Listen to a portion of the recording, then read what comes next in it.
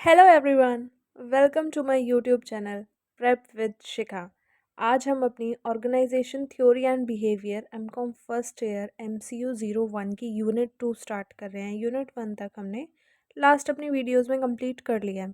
ठीक है, तो आज हम स्टार्ट कर रहे हैं यूनिट 2 ऑर्गेनाइजेशन थ्योरी।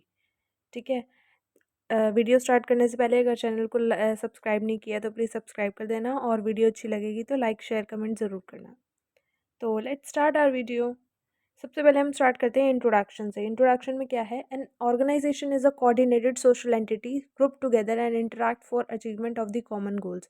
ऑर्गेनाइजेशन क्या है? एक कोऑर्डिनेटेड मतलब सबकी मिली हुई एक सोशल एंटिटी है जिसके अंदर सब लोग मिलके काम करते हैं, इंटरैक्शन करते हैं। क्या करने के लिए? एक गोल अचीव करने के लिए, जो कि कॉमन गोल होता है सबका, जो ऑर्गेनाइजेशन में काम कर रहे होते हैं उन सबका। It refers to the process of identification and grouping of activities, defining and establishing the authority responsibility relationship, and determining the manner in which the organizational activities are interrelated. ये एक ऐसी प्रोसेस है जिसके अंदर एक्टिविटीज़ को identify किया जाता है और उनको ग्रुप किया जाता है। ठीक है, और उसी के अकॉर्डिंग उनको अथॉरिटी और रिस्पॉन्सिबिलिटी का रिलेशनशिप दिया जाता है कि किस मैनर में उनको कौन सी एक्टिविटी करनी है ऑर्गेनाइजेशन से रिलेटेड। ठीक है, फिर आगे क्या है? Thus the organization consist of a group of people working together for the achievement of the organizational goal. मतलब ऑर्गेनाइजेशन एक ऐसा ग्रुप ऑफ पीपल है जो कि एक साथ मिलके काम करते हैं ऑर्गेनाइजेशन का गोल अचीव करने के लिए।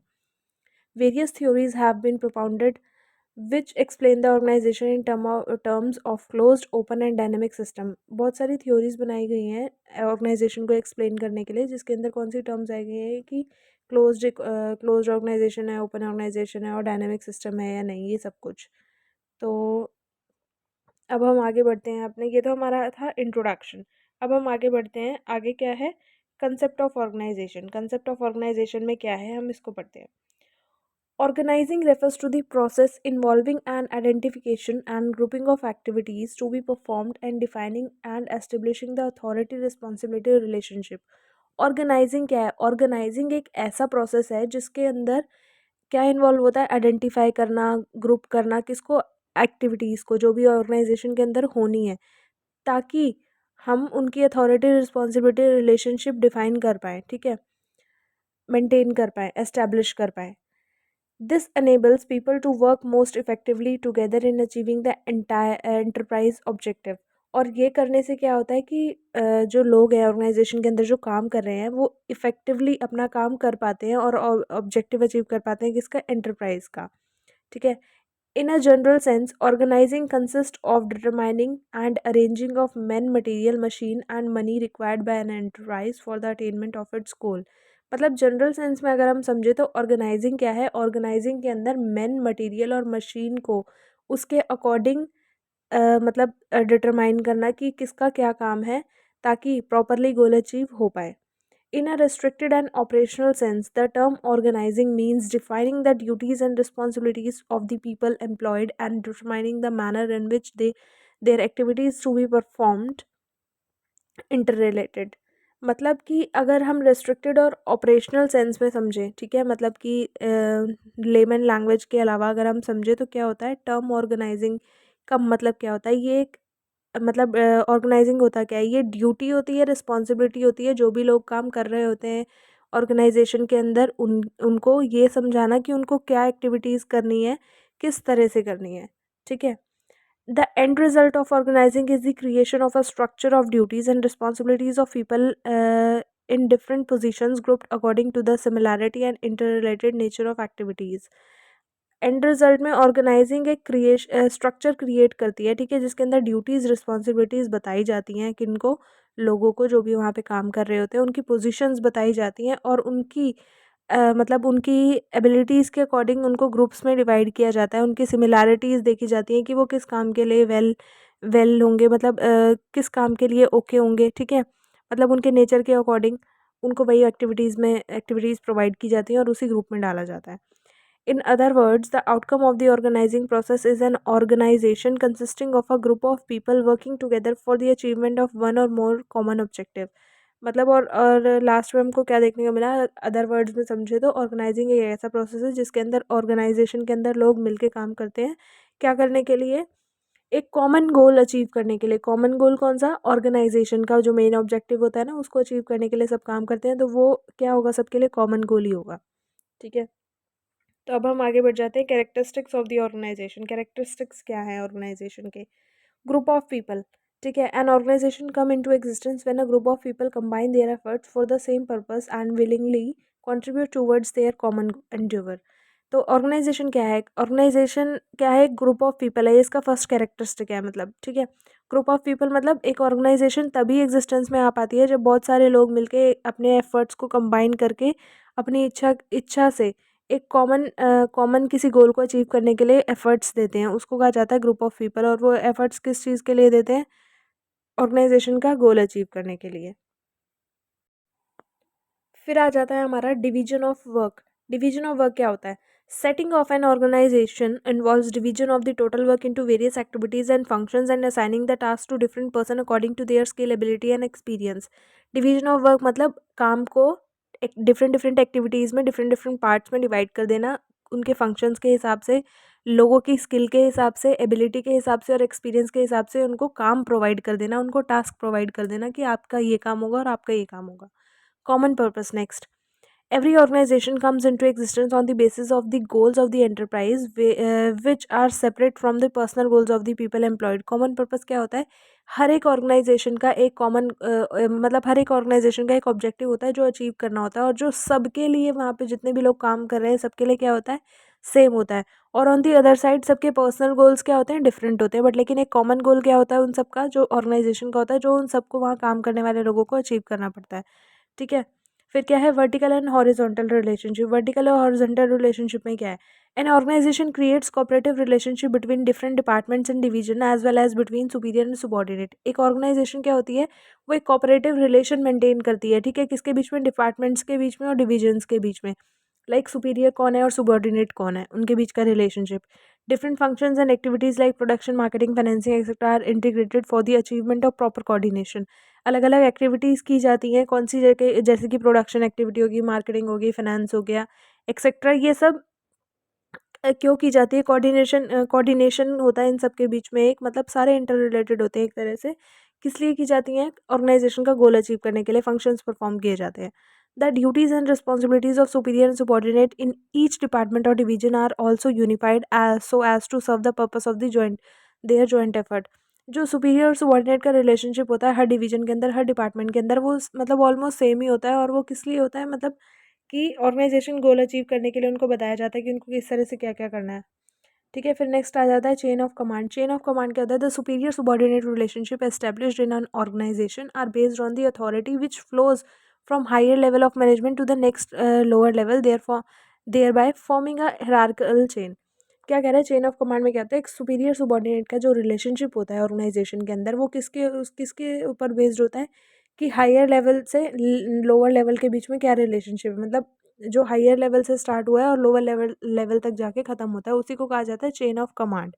ठीक है, मतलब कि एक लाइन ऑफ कम्युनिकेशन बता दिया जाता है। लाइन ऑफ कम्युनिकेशन मतलब कि किसको कहाँ से क्या ऑर्डर आएगा और उसको कैसे कैसे फॉलो करना है, और किस पर्सन को कहाँ रिस्पॉन्ड करना है। फिर डायनामिक्स ऑफ ऑर्गेनाइजेशन क्या है, beside the structural relationship among people which are based on their activities and function, there exists an organizing interaction based on sentiments, attitude and behavior of individual and group।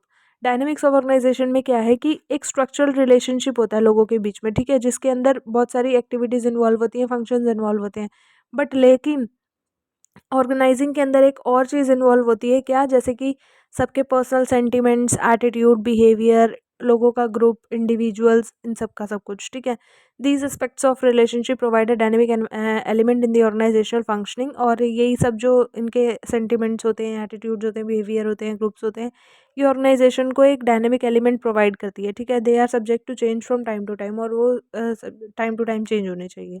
फिर हम आगे बढ़ते हैं अपना किसके ऊपर, importance of organisation. Importance of organisation क्या होती है, पहला क्या है, facilitate administration. It provides an appropriate platform from where management can perform the function of planning, direction, coordination, motivation and control. Importance बता रहे हैं, तो फैसिलिटेट एडमिनिस्ट्रेशन क्या होता है इसके अंदर, कि ये ऑर्गेनाइजेशन एक प्लेटफॉर्म प्रोवाइड करती है मैनेजमेंट को, जहाँ पे मैनेजमेंट क्या फंक्शंस परफॉर्म कर सकती है, planning, direction, coordination, motivation and control etcetera. ठीक है। फिर हमारा आ जाता है next point, permits optimum use of resources. Sorry, मैंने लास्ट वाला पॉइंट स्किप कर दिया। Facilitate growth and diversification. It helps in organization elaboration, growth and diversification of activities is facilitated by clear division of work, proper delegation of authority etcetera. Facilitate growth और diversification में क्या होता है कि organisation क्या होती है, अपने आप को एलेबोरेट करती है, बढ़ाती है, ठीक है, डीप में जाती है, एक्सप्लेन करती है।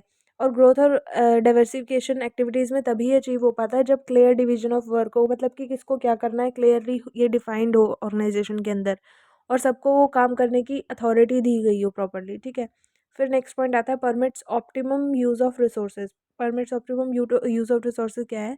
Sound organisation permits optimum use of technical and human resources. जो साउंड ऑर्गेनाइजेशन होती है, मतलब अच्छी ऑर्गेनाइजेशन होती है, या लाइक जिसके अंदर सब कुछ प्रॉपरली होता है, ठीक है, वेल मैनेज होती है, वो किस चीज़ की परमिशन देती है कि टेक्निकल और ह्यूमन रिसोर्सेज का प्रॉपरली ये ऑप्टिमम ज़्यादा से ज़्यादा यूज़ हो सके। ठीक है। The organisation can incorporate the latest technology improvements like computer, electronics, data processing machine etcetera. और जो ऑर्गेनाइजेशन होती है वो लेटेस्ट टेक्नोलॉजीज़ को भी मतलब इन्वॉल्व करती है अपने ऑर्गेनाइजेशन के अंदर, लाइक कंप्यूटर्स हो गए, इलेक्ट्रॉनिक्स हो गए, प्रोसेसिंग मशीन्स हो गए एक्सेट्रा। फिर आता है it permits optimum use of human efforts through specialisation. और वो क्या करती है, ज़्यादा से ज़्यादा ऑप्टिमम यूज़ करती है ह्यूमन रिसोर्सेज का, उनकी स्पेशलाइजेशन के थ्रू। ठीक है। It also develops people by creating appropriate training and promotion opportunities. और वो ऐसे लोग भी क्रिएट करती है, मतलब प्रॉपर लोग क्रिएट करती है, किस तरह से उनको डिफरेंट डिफरेंट टाइप की अपॉर्चुनिटीज़ प्रोवाइड करके, ट्रेनिंग्स प्रोवाइड करके उनकी स्पेशलाइजेशन क्रिएट करती है एक तरह से। ठीक है। This organization gives the company the greatest possible strength for meeting predicted needs changing condition। तो ऑर्गेनाइजेशन कंपनी को क्या प्रोवाइड करती है, स्ट्रेंथ प्रोवाइड करती है, ताकि वो अपने जो एनवायरमेंटल कंडीशंस और मतलब फ्यूचर में जो भी चेंजिंग कंडीशंस आएंगी उनके हिसाब से अपने आप को चेंज कर पाए। फिर आ जाता है स्टिम्युलेट क्रिएटिविटी। स्टिम्युलेट क्रिएटिविटी के अंदर क्या है? Specialization provides individuals with well-defined duties, clear line of authority and responsibility। Specialization basically क्या provide करती है? Specialization provide करती है लोगों को कि उनको क्या काम करना है, उन्हें पता होता है, उनको किस तरह से अथॉरिटी मिली है उस काम को करने की, और किसको कौन रिस्पॉन्सिबल होगा उनके काम के लिए। ठीक है। ये सब कुछ किसके होता है? स्पेशलाइजेशन के थ्रू प्रोवाइड किया जाता है, मतलब स्पेशलाइजेशन प्रोवाइड करती है। फिर है sound organisation structure enables managers to turn over routine and repetitive jobs of supporting position and concentrate on important issues where they can exploit their potential better। क्या कहा जा रहा है कि और जो साउंड ऑर्गेनाइजेशंस होती है ना, ठीक है, working organisation, properly functioning organisations क्या होती है ना, जो भी होती हैं, वो अपने मैनेजर्स को ऐसा स्ट्रक्चर प्रोवाइड करती हैं कि जिसके अंदर वो अपने सपोर्टिंग पोजीशंस और इम्पोर्टेंट इश्यूज़ के ऊपर क्या कर सकते हैं, फोकस कर सकते हैं, अपना पोटेंशियल दिखा सकते हैं ज़्यादा। फिर है encourage humanistic approach. Humanistic approach क्या होता है? People work in team and not like robots and machines. हमको बेसिकली पता है कि हम लोग हैं, हम लोग किस तरह से काम करते हैं, ह्यूमंस की तरह तो काम करेंगे, रोबोट और मशीन थोड़ी बन जाएंगे। Organisation provide job rotation, job enlargement and enrichment. तो ऑर्गेनाइजेशन उसमें हमारी हेल्प करती है, ऐसा नहीं कि हमको 24-24 घंटे काम करवा रही है, हमको जॉब रोटेशन प्रोवाइड किया जाता है, डे शिफ्ट होती है, ठीक है, और अदर फैसिलिटीज़ भी प्रोवाइड की जाती हैं ह्यूमंस को, जो की जाती हैं basically. Jobs are design to suit human needs and are made meaningfully and interesting. और जो भी जॉब्स वगैरह होती हैं, मतलब जो भी पोजीशंस वगैरह होती हैं, वो ह्यूमंस के नीड्स के अकॉर्डिंग जो उनको सुटेबल हो उस तरह से डिज़ाइन की जाती है, ना कि ऐसे ही कि मतलब 24 घंटे का काम रख दिया है या कोई ब्रेक नहीं है बीच में एंड ऑल। ठीक है। Organisation adopts efficient method of selection, training, remuneration and promotion of employees. Organisation basically बहुत अच्छा मेथड अडॉप्ट करते हैं, किसके लिए? सिलेक्शन करने के लिए, ट्रेनिंग करने के लिए, रेम्यूनरेशन के लिए, प्रमोशन करने के लिए एम्प्लॉयज़ का, मतलब कुछ उन्होंने बेसिक स्टैंडर्ड सेट किए होते हैं जिनको कंसीडर करके ही वो ये सब करते हैं। ठीक है। फिर हम आगे आ जाते हैं steps in the organisation process. Organisation process के अंदर स्टेप्स क्या क्या होते हैं? ठीक है। पहला स्टेप है डिटर्मिनेशन ऑफ ऑब्जेक्टिव, मतलब कि ऑब्जेक्टिव डिटरमाइन करना। ठीक है। जिसके लिए ऑर्गेनाइजेशन काम कर रहा है वो ऑब्जेक्टिव डिटरमाइन करना। ऑब्जेक्टिव ही नहीं होगा तो कोई काम शुरू ही नहीं हो पाएगा। तो सबसे पहले क्या है कि प्रॉपरली ऑब्जेक्टिव डिसाइड करना कि क्या ऑब्जेक्टिव है। ठीक है। ऑब्जेक्टिव डिसाइड करने के बाद मैन और मटेरियल देखना कि कौन अब उसके लिए सूटेबल होगा और किस तरह के लोग सूटेबल होंगे, ठीक है। फिर उसके बाद identification and grouping of activities. अब हमने ऑब्जेक्टिव डिसाइड कर लिया, ऑब्जेक्टिव डिसाइड करने के बाद हमें ये देखना कि अब कैस किस तरह के काम होंगे, ठीक है। लोग डिसाइड हुए हैं, ठीक है। लोग डिसाइड हो गए ऑब्जेक्टिव के बाद। अब उसके बाद ये देखना कि उन वो लोग किस तरह से काम करेंगे, किसको क्या काम मिला जाएगा, ठीक है। कौन सा ग्रुप बनाना है, कौन सा डिपार्टमेंट बनाना है, और लोगों से मतलब जो उसके एम्प्लॉयज़ हैं, ठीक है, जो भी काम कर रहे हैं, उनसे कितना वर्क चाहिए हमको, कितना हम एक्सपेक्टेशंस रख रहे हैं उनसे, ठीक है, कितने एफर्ट्स चाहिए होंगे उनके। फिर है allotment of duties. Allotment of duties, अब ऑब्जेक्टिव डिसाइड हो गया, लोग भी डिसाइड हो गए, एक्टिविटीज़ भी डिसाइड हो गई। अब पर्सन के हिसाब से कौन से पर्सन को क्या एक्टिविटी प्रोवाइड मतलब कौन सा काम करना है, वो ड्यूटीज़ प्रोवाइड करना, अलॉट करना, बाँटना उनके बीच में, ठीक है। ताकि वो ऑब्जेक्टिव अचीव ईज़िली हो पाए, और पर्सन के अकॉर्डिंग, पर्सन की एबिलिटी के अकॉर्डिंग, स्किल के अकॉर्डिंग, एक्सपीरियंस के अकॉर्डिंग उनको ड्यूटीज़ प्रोवाइड करना है। ऐसा नहीं किसी को भी कुछ भी उठा के दे दिया। फिर है डेवलपिंग रिलेशनशिप।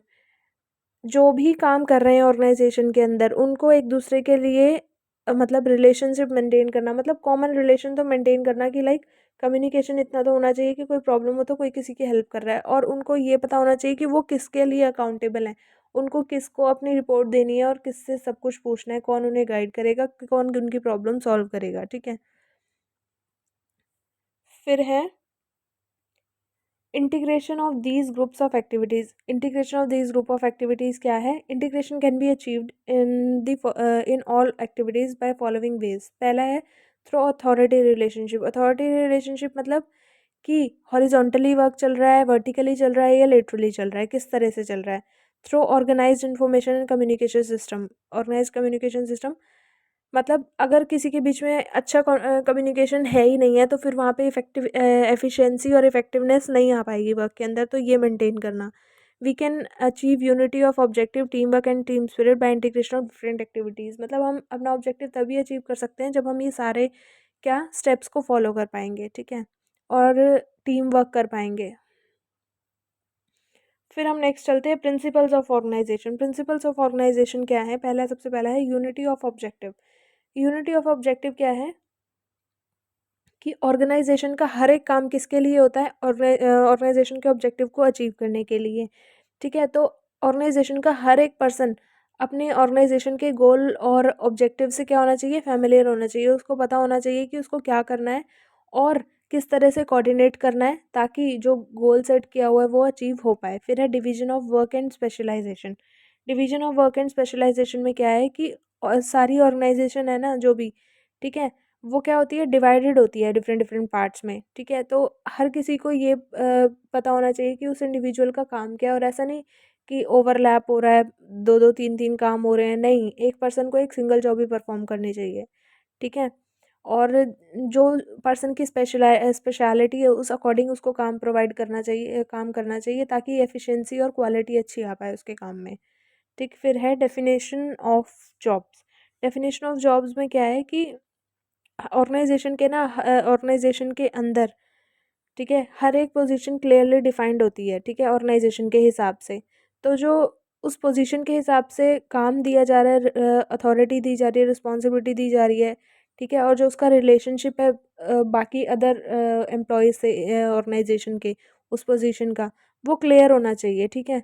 मतलब उसके अंदर ओवरलैपिंग नहीं होनी चाहिए, और वो बहुत सारे फंक्शंस नहीं करता होना चाहिए। मतलब डेफिनेशन ऑफ जॉब का मतलब ही एग्जैक्टली ये है कि ऑर्गेनाइजेशन के अंदर हर किसी की पोजीशन ऑर्गेनाइजेशन के हिसाब से डिफाइंड होती है पहले से ही, तो उसको उसी की अथॉरिटी, रिस्पॉन्सिबिलिटी और रिलेशनशिप के अंडर काम करना है। ऐसा नहीं कि ओवरलैप कर रहा है, अपना काम छोड़ के किसी और का काम कर रहा है।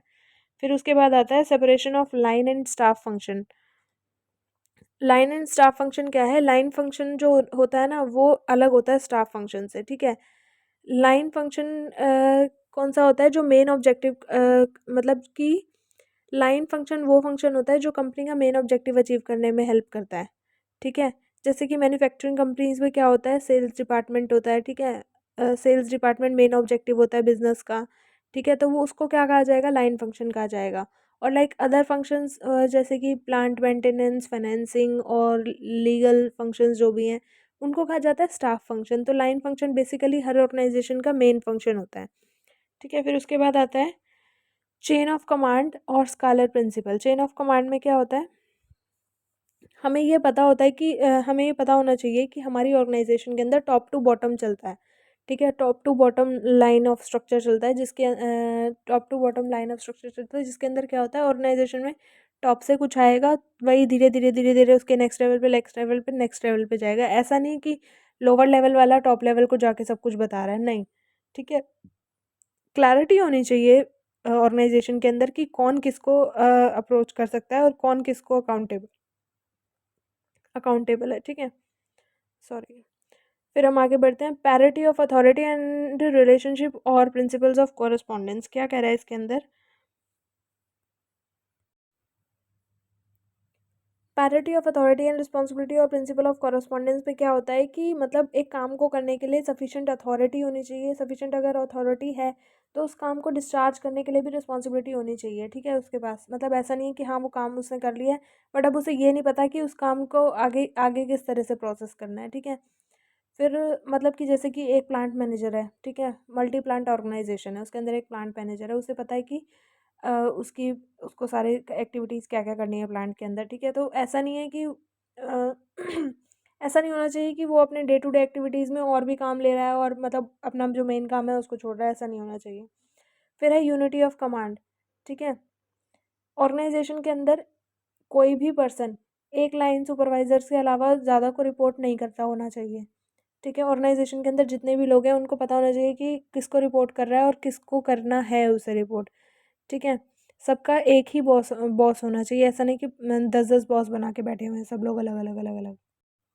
फिर है हमारा यूनिटी ऑफ डायरेक्शन, ठीक है। इसके अंदर क्या होता है, अकॉर्डिंग टू दिस प्रिंसिपल जो ग्रुप एक्टिविटीज़ का ग्रुप होता है, ठीक है, उनका एक कॉमन गोल होता है जो कि जो कि एक पर्सन मैनेज करता है, ठीक है। तो मतलब ऐसा नहीं होना चाहिए कि कोई एक ग्रुप है तो उसके दो दो हेड हैं या तीन तीन हेड है, मतलब एक हेड होना चाहिए एक प्लान के लिए, ठीक है। ऐसा नहीं दो दो तीन तीन लोग उसके अंदर घुसे हुए हैं और वो काम में कोई एफिशिएंसी और इफेक्टिवनेस आ ही नहीं रही है। फिर है एक्सेप्शन प्रिंसिपल। एक्सेप्शन प्रिंसिपल में क्या होता है कि ये सजेस्ट करता है कि हायर लेवल मैनेजर्स को अटेंड करना चाहिए एक्सेप्शनल मैटर्स ओनली। ऐसा नहीं कि वो अपने day to day normal expenditures में भी डील कर रहे हैं, वो ये सारी छोटी छोटी प्रॉब्लम्स भी सॉल्व कर रही हैं, नहीं। मतलब कि हायर लेवल मैनेजर्स को क्या करना चाहिए कि कुछ एक्सेप्शनल मैटर्स जो कि और किसी से सॉल्व नहीं हो सकते या हो भी सकते हैं, डजेंट मैटर, बट लेकिन उनको कुछ एक्सेप्शनल मैटर्स पे ही फोकस करना चाहिए। ऐसा नहीं कि वो हर चीज़ के अंदर इन्वॉल्व हो रहे हैं। स्पैन ऑफ सुपरविजन में क्या है, स्पैन ऑफ सुपरविजन क्या है कि नंबर ऑफ पर्सन्स और मैनेजर्स सुपरवाइजन कैन डायरेक्ट, मतलब एक मैनेजर कितने सुपरवाइजर्स को डायरेक्ट कर सकता है, ठीक है। कोई भी मैनेजर को सुपरवाइजर सुबॉर्डिनेट नहीं करना चाहिए उसकी लिमिट से ज़्यादा, ठीक है। मतलब जिस जैसे कि एक डे होता है, 8 आवर्स का डे एक ऑर्गेनाइजेशन के अंदर, ठीक है, 7 आवर्स वर्किंग है फॉर एग्जांपल, 1 आवर उनके लंच ब्रेक का है जिसको हमने एक्सक्लूड कर दिया। तो ऐसा नहीं है कि वो एक दिन के अंदर उस टाइम के अकॉर्डिंग उस टाइम के हिसाब से बहुत सारे 50 लोगों को 50 सुबॉर्डिनेट्स को सुपरवाइज कर रहा है मैनेजर, नहीं, ऐसा नहीं होना चाहिए। मतलब टाइम के हिसाब से उसकी एबिलिटी के हिसाब से, एबिलिटी बेशक ज़्यादा भी हो बट स्टिल उसको प्रॉपरली चीज़ें मैनेज करनी चाहिए जितना एफिशिएंसी और इफेक्टिवनेस लेके आ पाए रिजल्ट में। फिर है आगे principle of balance. Principle of balance मतलब ऑर्गेनाइजेशन के अंदर प्रॉपर बैलेंस होना चाहिए कि उसको क्या करना है और मतलब उसका टाइम कितना है उसके पास, मतलब कि किस तरह से फंक्शंस परफॉर्म करने हैं और कितने टाइम के अंदर करने हैं और उनकी क्या इंपॉर्टेंस है। ऐसा नहीं कि कुछ भी होता जा रहा है ऑर्गेनाइजेशन के अंदर, ऑर्गेनाइजेशन में 50 लोग आ गए हैं तो 50 लोगों के हिसाब से कुछ भी होता जा रहा है, किसी को कुछ पता ही नहीं है। फिर उसके बाद है कम्युनिकेशन। कम्युनिकेशन अच्छा होना चाहिए ऑर्गेनाइजेशन के अंदर, मतलब मैनेजर्स का उसके सबॉर्डिनेट्स के साथ अच्छा रिलेशन होना चाहिए, ठीक है। कम्युनिकेशन डाउनवर्ड एंड अपवर्ड होना चाहिए, मतलब एक ब्लॉक में कोई भी किसी से भी कम्युनिकेट कर सकता है, ठीक है। और सुबॉर्डिनेट और सुपीरियर का टू वे कम्युनिकेशन होना चाहिए। ऐसा नहीं कि एक ही अपने ऑर्डर्स दिए जा रहा है दूसरा फॉलो करता जा रहा है, नहीं, दूसरा भी अपने पॉइंट्स रखने वाला होना चाहिए। फ्लेक्सिबिलिटी होनी चाहिए। फ्लेक्सिबिलिटी इन द सेंस कि ऑर्गेनाइजेशन के अंदर फ्लेक्सिबिलिटी होना ज़रूरी है ताकि वो जो इकोनॉमिकली चेंजेस आते हैं बिजनेस के अंदर, टेक्नोलॉजिकल इनोवेशंस होती हैं उनको ईजिली अचीव कर पाएँ। अगर फ्लेक्सिबल नेचर नहीं होगा ऑर्गेनाइजेशन का तो उनको सर्वाइव करने में प्रॉब्लम होगी, ठीक है। फिर है कॉन्टिन्यूटी। कॉन्टिन्यूटी में क्या है कि मतलब चेंज तो लॉ का नेचर है हमारे, ठीक है। बहुत सारे चेंजेस ऑर्गेनाइजेशन के आउटसाइड आते हैं, ठीक है? और जो भी आउटसाइड आते हैं चेंजेस, उनसे ऑर्गनाइज़ेशन रिफ्लेक्ट हो जाती है, ठीक है, अफ़ेक्टेड हो जाती है। तो अपनी ऑर्गनाइज़ेशन का स्ट्रक्चर ऐसा होना चाहिए कि वो बाहर के चेंजेस आने से भी वो वर्क करती रहे कंटिन्यूअसली, उस पे ज़्यादा इफ़ेक्ट्स ना आएँ। तो ये हमारा यहाँ तक कंप्लीट हो गया। अब इसके आगे क्लासिकल थ्योरी ऑफ ऑर्गनाइजेशन है, वो हम अपनी नेक्स्ट वीडियो में करेंगे। अगर वीडियो अच्छी लगी है तो प्लीज़ लाइक, शेयर और कमेंट ज़रूर करना और चैनल को सब्सक्राइब कर देना। अब हम मिलते हैं अपनी नेक्स्ट वीडियो में। Thank you so much. Bye bye.